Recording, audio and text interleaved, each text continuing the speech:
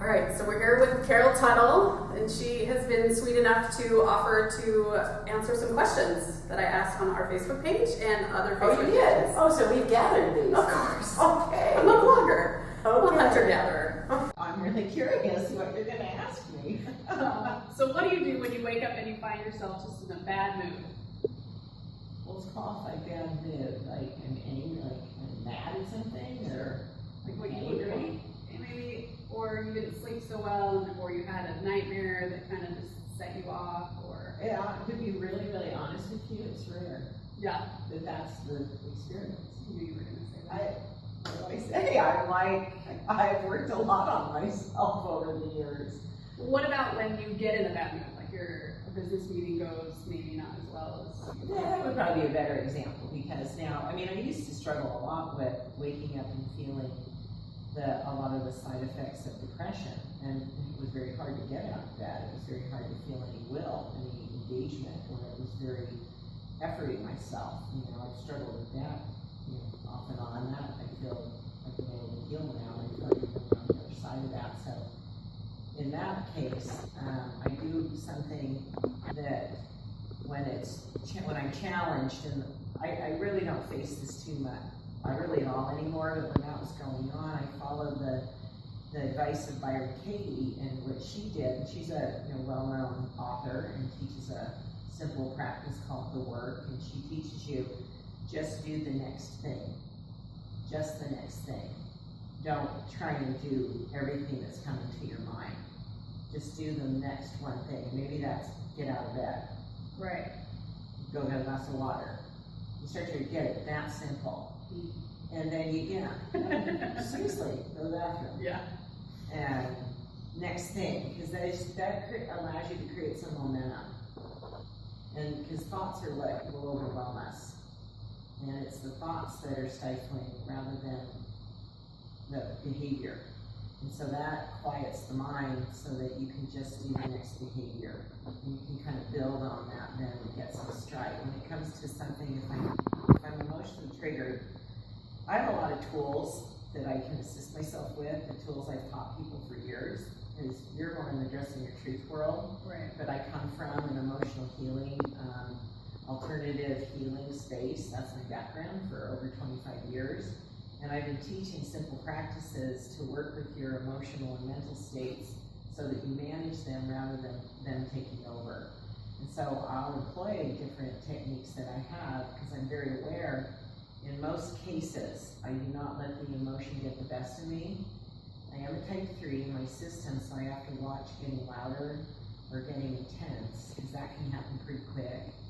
And it's just, again, being conscious of something's up, and I need to allow myself to feel it, and it's really not about this situation. Right. It's about something I've not resolved in my life, and I notice it. And I try and get through it. There have been a few times that I've had to just excuse myself and take care of myself.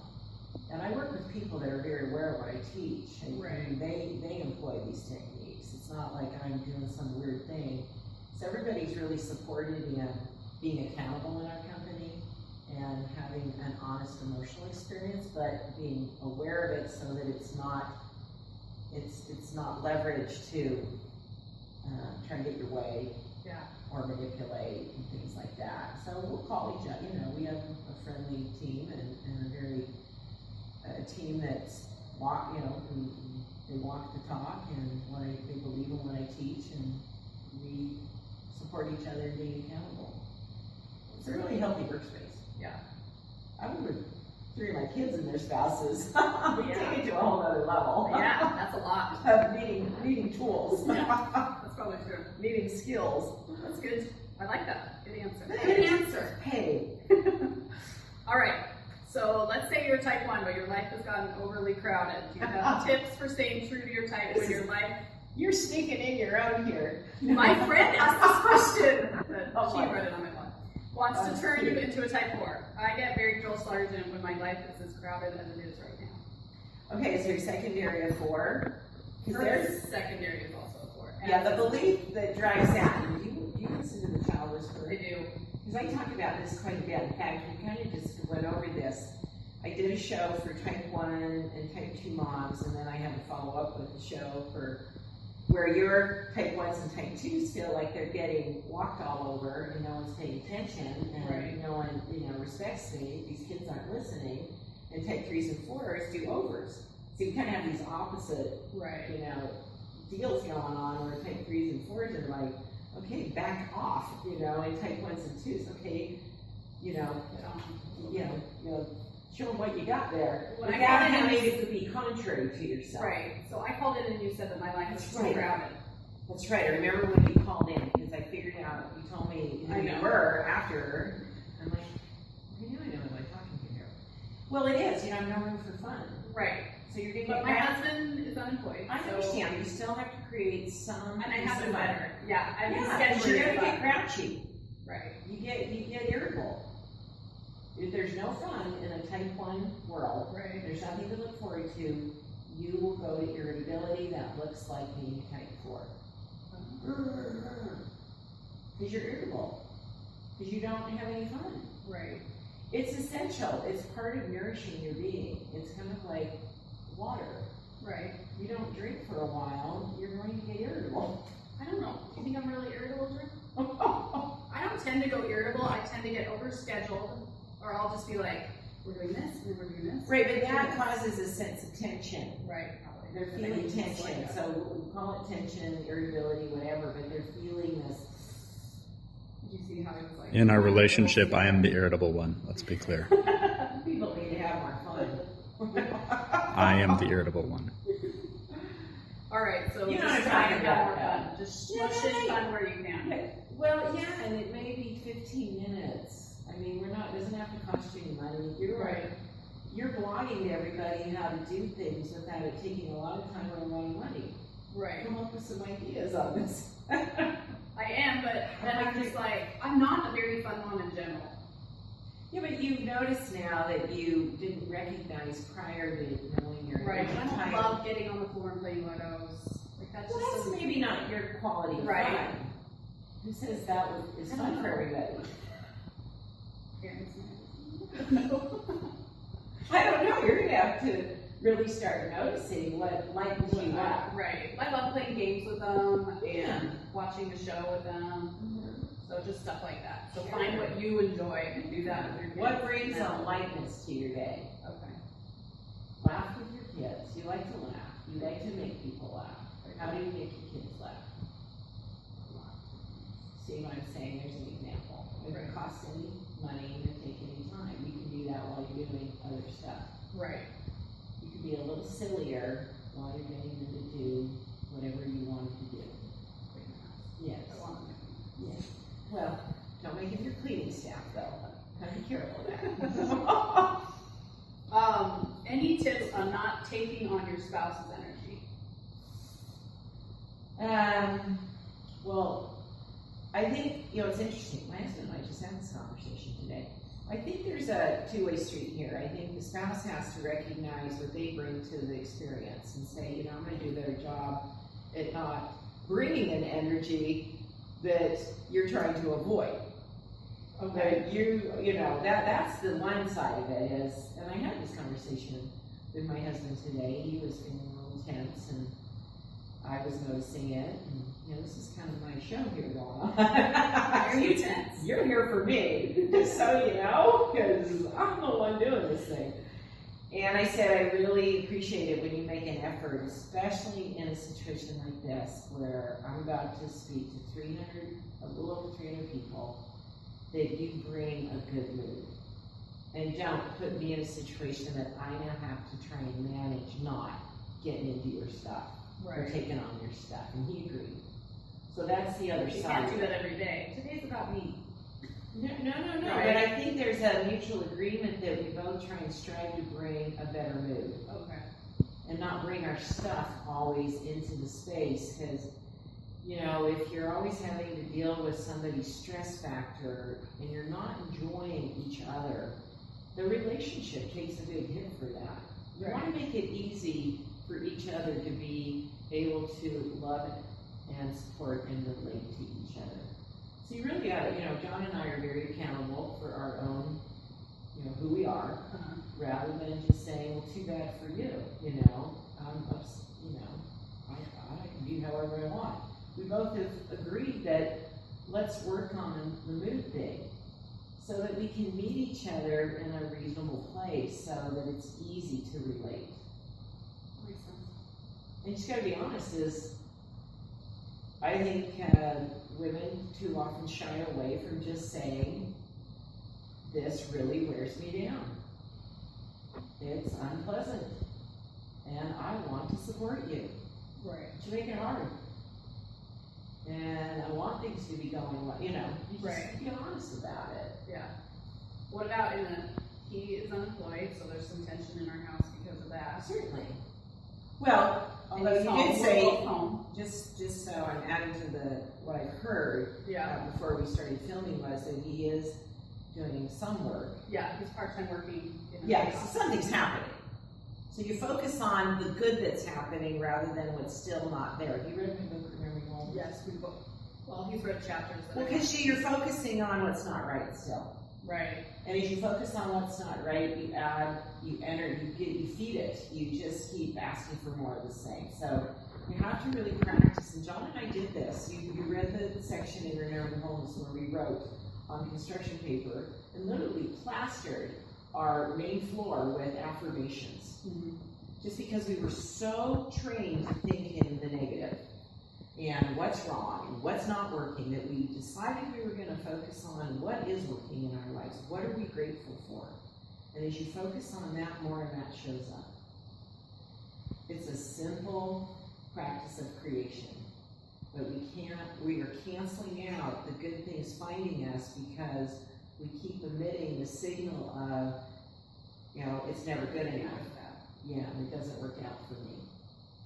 So heading into that, what do you do when your angels fail you? Well,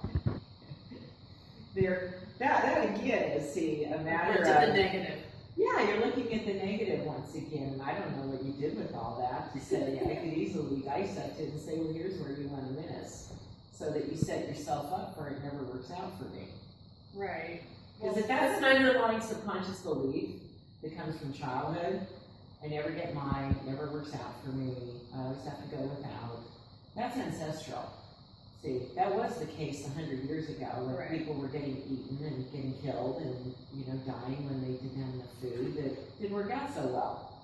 So there were these really survival-based beliefs that our ancestors really, that was their existence.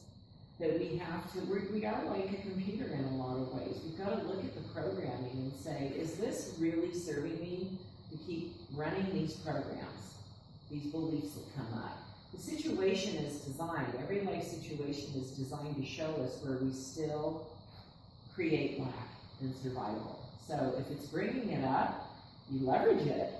This is a perfect example of your current situation is showing you what still brings up this fear and this survival response.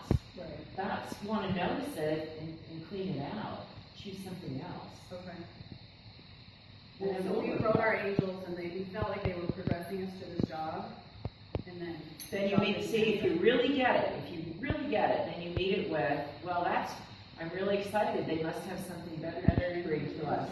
That's when you've really gotten it, when you start responding like that. Back to the survival thinking, never works out for us. Even the angels failed us. Yeah, that makes sense. They were just it's like when people bring when people bring a birth plan to the hospital, they might as well if it's a detailed birth plan, you might as well put C-section. Because it never works out. No, well, it does. Well, they're not in charge of that one. But, my daughter, you've ever heard Anne's story? She did that. She's a type 2. And she brought in a birth plan. She had C-section. Well, but now she's more open. There was a lot of lessons from that for her. But she can talk to me. Received. She might. I'll tell her because guess what? She's now in that she's decision expecting phase. If she's going to be back or not. Yeah. I'll post on that. Yeah. Oh, we'll hook you up. Okay. She'll want to chat. Yeah. Because she's in that phase of what's correct. I'll give her my opinion. Yeah. She'd like to hear it, I'm sure. All right. So, what are some general tips for type 1s to lose weight? Well, when you take the fun factor out and you're feeling heavy, okay, so heavy creates more heavy. Heavy creates more heavy. Right. Your body now is running a feeling of heavy. You can't lose weight when it's running heavy. See, when it's in a heavy state of being, it's very hard to lift the weight, to release it, because you don't feel light. Okay. And then also in your tendencies and habits, you tend to, when you've got so much going on, you're not known to have a lot of pre-planning and things, okay? Especially with food. You probably don't eat as well, and there's a lot of quick eating. Right. And then there's a sense also, this is the third one. Which is not my problem. So there's three, there's two. The three is that if you don't have any fun and now you restrict the food, so you've just now removed every ounce of fun. Yeah, where fun, at least food gives you some sense of freedom and enjoyment. Because a lot of foods are fun to eat because of the flavors and the textures and in settings that we experience food. Food is related to a lot of social events and such. And so you're certainly not going to remove that fun. No. So you were, it I now definitely becomes have a necessary. After a baby, that's my piece of happy because I'm so tired. But you see how when they're not getting happy other places, right? it's tough to shut that, modify that one. Yeah. It's good. More light. Just So overall my fun lightness. somewhere else. Don't what? Yeah, just like don't try to change your whole life and like take the whole theory of how can I be more light this morning. Right. One step at a time. Yeah, do it in pieces. So I do blogging for income. I share my income Yes. reports, so I have some of I that. know you're really transparent. I mean, you really, I don't know if everyone does, I don't think everyone does that, do they? No, I think But mine you are might really be a like, little too transparent. because I looked at your blog and I went, wow, she just like she gives a monthly accounting. Straight out there. You are. I have my full household budget online too. My Yeah. exact budget. Is that right? I just wish more people would do that. I would like to see what other people I have spend. no idea. I guess my husband would have to take care of that one. So what is your biggest tip towards starting a successful business? Do you have a good tip? Well, to honestly do what, and for me, I know this has been essential, that in the early days, because, I started my business, really, the business and being in business in the early 90s, that evolved into what it is now. But Right. that is, I've never had a break from that. It just continued to kind of transform and grow and become what it is. I was very prayerful about it, and I followed my inspirations very spot on. I knew when something was right, and to trust that, even if other people may not have agreed. And I didn't necessarily recruit a lot of feedback. I execute pretty quick once I've given a inspiration, but I've done a lot of things that are not necessarily the norm for the time period I've done them. I've been a pioneer in a lot of ways, and a lot of topics I've taken on, things I've been willing to bring solutions for before people were really Looking for a solution. before we were willing to talk about them, then we needed a solution. That and in every kind of turn of kind of what I felt like were rites of passage, there was this a confirmation that God would continue to give me more. Because I kept showing where my faith was. That my faith was in following God and not following my own fear or selling out to other people. And we have specifically, we're what's called a Bootstrap Company, meaning we grow based on the capital that we bring in. We don't take in investors. Okay. We've never taken out outside funding. And we're at a point now that we probably could go after that because we've proven our track record. But we won't because we don't want to give up that right to decision. Well, more than we don't want others having the right to say. Right. I feel I've been given I feel my work is a calling. I'm doing it from that space of feeling called to share what I teach. And the people that we've employed and the family members that are now all partners with me in this pursuit feel very much we have a message to share with the world that's life-changing for people. And we take it very seriously. We hold ourselves very accountable that we do walk our talk and that we are a company that makes decisions of integrity. And when you create a community where people really have trusted you and built a lot of trust, we've made some recent changes. And people are suspicious that somehow maybe we're selling out. We're going to go the way of the world, And I'm like, no, things grow, you have to change your business model, you have to learn new ways to be bringing in capital and sustain yourselves, because we don't have a chunk of cash sitting, you know what I'm saying, because Right. somebody invested $10 million in us. Right. You know, it's a month-to-month kind of practice for us to just continue to do what we do to be sustainable. We were just talking about subscriber base. Yeah. Changing to a subscriber Yeah. base. So everyone's like, I think that's what we're going to end up doing because for blogs, Well, if it's you all want a about ads. business, yeah, I know. See, your business model's drastically changing right Right. now for bloggers, because it used to be a blogger's world, and ads had to kind of serve, the ad company served you, but now that we have a saturation of bloggers, you have to serve, you know, that compensation is scaled Right. down. And you're looking at how do we now, you know, Adjust, yeah. make this a true, you know, because you are a business. And no apologies for that. I think that's interesting in the blogging world. It's almost that's a secondary endeavor when, hey, you've got a business. And I always made that a priority, that I have a business, it's not a hobby. Right. This is a business, and it's got to be Well, profitable. mine went from a hobby to a business, so sometimes Yeah. that's a hard transition. But Yeah, part mine of was- the income reports is to show that I'm a business. Yeah, mine was always a business. I have blogs. But Right. I do not do a business blog, a blogger's model with ad. Right. We've never taken money for putting anything on our sites. We like to advertise ourselves. Full on selling sometimes.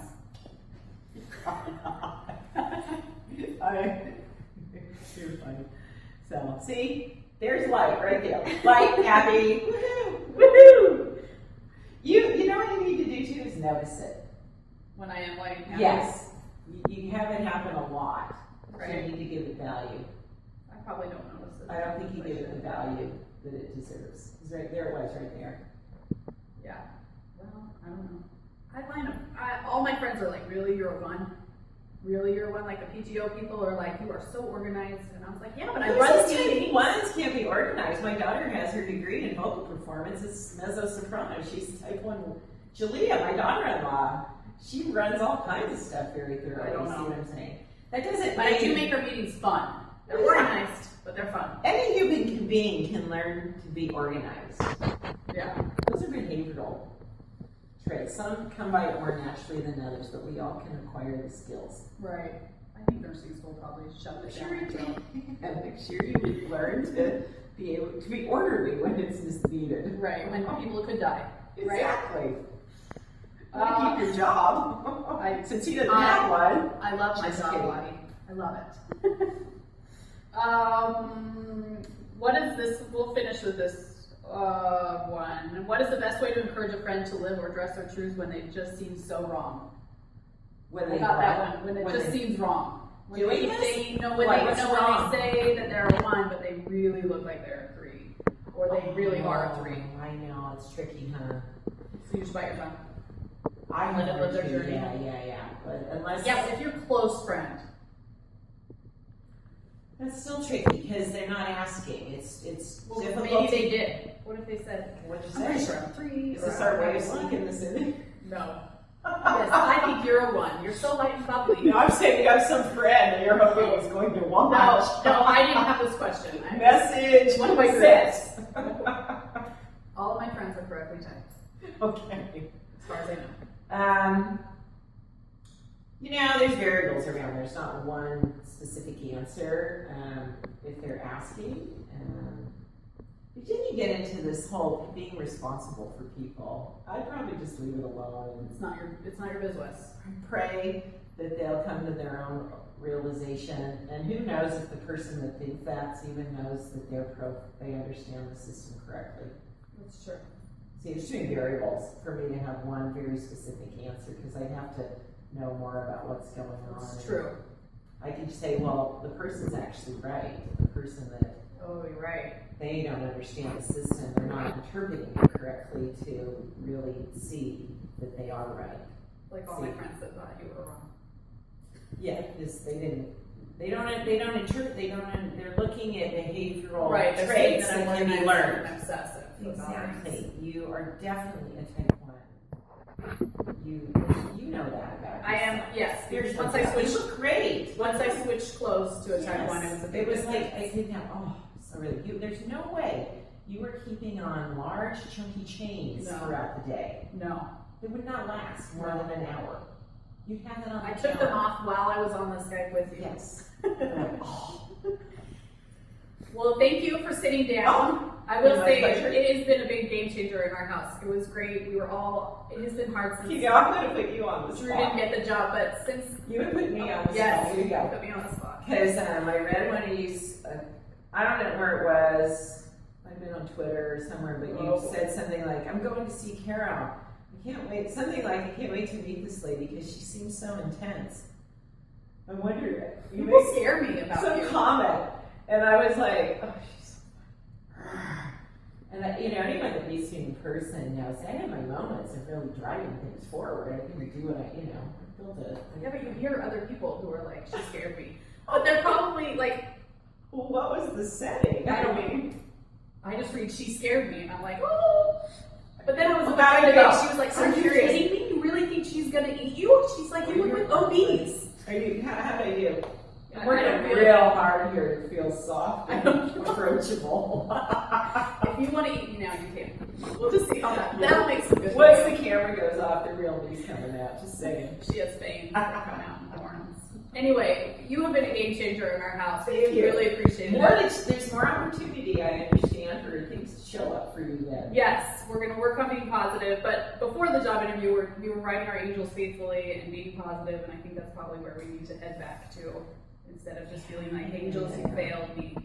Yeah, like, again, that's the whole, got left on the trail, we were the backward. Right, our baby died on the trail. Exactly, like that's, your ancestors had that belief, it was reasonable.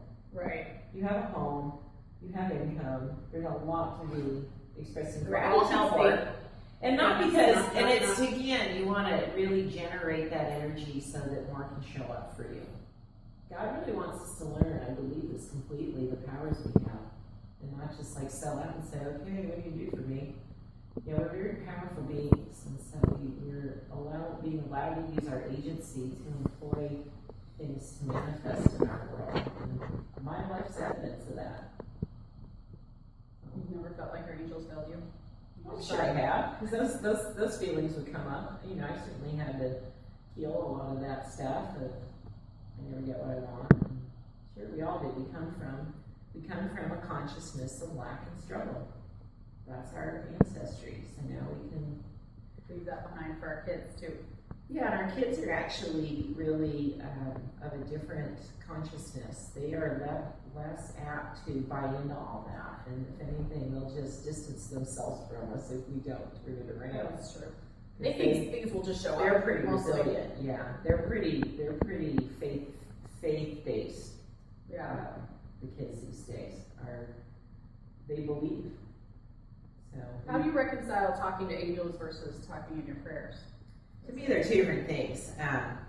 God is like God is the creator, and if we were to kind of do a sort of a flow chart, Right, he's the top. yeah, and angels are just kind of like at our Like minions. yeah. That's a good way for you to see it. Minion, make them look like minions. They're just happy They to look like serve. my grandma. Yeah, they're super. They're a step. There's just we need help here. Right. So there's in the spirit realm, I believe very much that there's an opportunity for service and growth and evolution in that realm. So that just I don't get too into the whole mechanics of it all. I just know it's there, and we are we're being invited to be benefactors of it. And I don't think, as your children grow and you see them making choices that bless their lives, how, does that please you as a parent? Yeah. It's the same philosophy. That's all you want. Exactly. And they source other resources that bring good into their life. And so if God's the creator of all things spiritual and all things in the physical, then wouldn't that please God? I don't think God's this sort of, okay, now I'm really pissed because, you aren't, It's not God. It's like, Toby doesn't say he's really pissed at me. no, but I think we're kind of projecting that onto God, suggesting that somehow that would be, if we invite angels to assist us, that They'll be like, you need to only talk to me. exactly. I'm like, why would God? The God like I kids believe talking in to isn't their that way. teachers.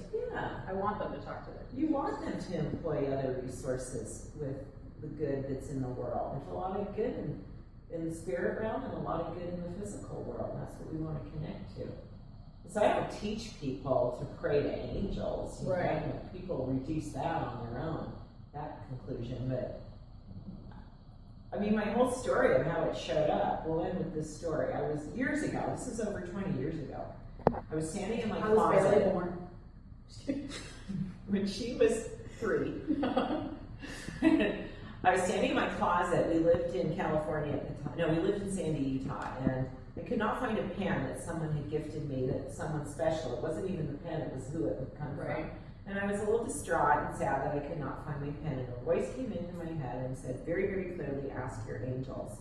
They'll help you find the pen. And I went, what? Like, what? Ask your angels. They want to help you, and they'll help you with anything. And it was very clear. And I said, okay, then please help me find my pen. And it was found in some obscure place. Now I'll ask for things, and I say, I don't even care what shows up, and I will not question how it got there. I won't even try to make it. I try and stay off the explanation side and say, it's even better when I can't explain it, because that's more miraculous in my opinion. It's like, that's good. Thanks for helping me. Thank you. And from that point on, I prayerfully asked to understand this whole concept better and to be taught. What does this mean? How do we use this? And that's what I share in Remembered Wholeness is a very simple practice of bringing angels into your employment, to get them working in your behalf. And they're fine when you get mad at them too. They're like, whatever, get over your other beliefs. We're an angel. What are you going to do to me? I'm seriously. Oh, we're sorry. Well, quick, we'll find a job for you. We're really bad at it. Yes, the weeping in heaven for us. Well, thank you. I appreciate it. You do a lot of good. Thanks. Thanks for sharing the goodness you bring to the world. Well, I try. You do. You do a great job. All right. Thanks, Chloe Carls.